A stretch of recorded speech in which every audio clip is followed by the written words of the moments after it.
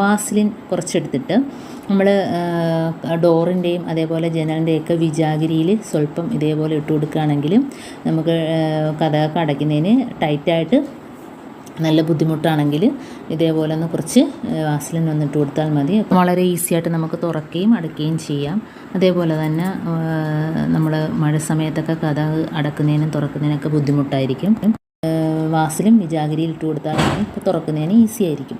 അടുത്ത ടിപ്പെന്ന് പറഞ്ഞാൽ നമ്മളെ കയ്യിൽ വാടിയ നാരങ്ങാത്തൊലി ഉണ്ടെങ്കിൽ സിങ്കിൻ്റെ ചുറ്റുഭാഗത്തായിട്ട് കാണുന്ന കറകളുണ്ടല്ലോ, അപ്പോൾ നമ്മൾ സ്ഥിരം പാത്രമൊക്കെ കഴുകുന്നതല്ലേ, അപ്പോൾ ഇങ്ങനെയുള്ള കറകൾ ആ ചുറ്റുഭാഗത്തായിട്ട് പിടിച്ചാൽ പോകാനൊക്കെ പ്രയാസമായിരിക്കും.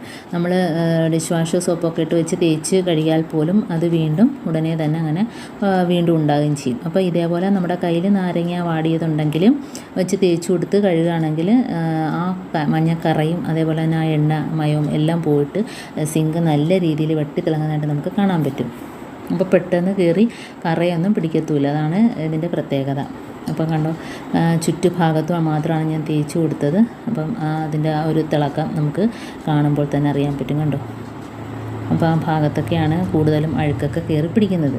ഇനി നമുക്ക് അടുത്ത ടിപ്പിലോട്ട് കിടക്കാം. അപ്പോൾ നമ്മളിതേപോലെ രാത്രിയൊക്കെ സിങ്കിനകത്തുനിന്ന് വരുന്ന ചെറിയ പാറ്റ, ഉറുമ്പ്, അപ്പം അങ്ങനെയൊക്കെയുള്ള ഒരു ബുദ്ധിമുട്ട് ഇല്ലാതിരിക്കണമെങ്കിൽ നമ്മുടെ കയ്യിൽ ഇതേപോലെ എക്സ്പയറായ ഏതെങ്കിലും ടോണിക്ക് മരുന്നൊക്കെ ഉണ്ടെങ്കിൽ ഇതേപോലെ കുറച്ച് ഒഴിച്ചു കൊടുക്കുക.